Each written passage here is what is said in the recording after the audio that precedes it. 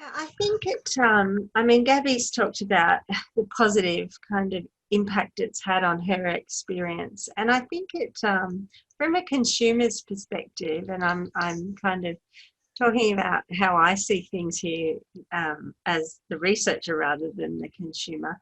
But I do feel from the feedback that we get, from the interaction that we get within the workshops, that people really feel empowered that they're able to actually um, consult with the researchers and the clinicians and be part of that team, and also feel really positive about feeling heard, um, and and being asked as well. Like, people who have a condition, they understand they're the expert in that condition.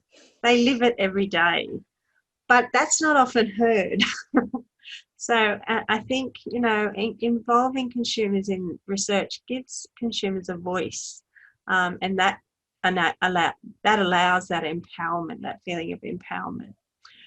But then from the research perspective, it's such a mutual benefit that we get from it, because, as I said earlier, we're not living with this condition, whichever it may be, on a daily basis. As researchers, I think our creativity is inspired from the people that we see. And this just gives you that extra edge, I think, in terms of that extra experience from people, when you put the time aside to actually stop, ask the questions, not do it in a busy consultation, because there isn't time for that, but there is time to have these authentic and important conversations that enhance the research.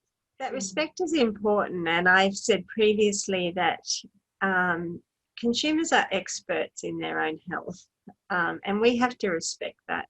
And I think we have to also acknowledge their time as part of their involvement as well, and that's really crucial. Like, we can't expect people just to kind of take time out of their day. And I say we can't expect it. People are very willing to do this, but I think we need to recognise that expertise in providing some reimbursement for that expertise, as we would for any kind of expert clinician or expert researcher.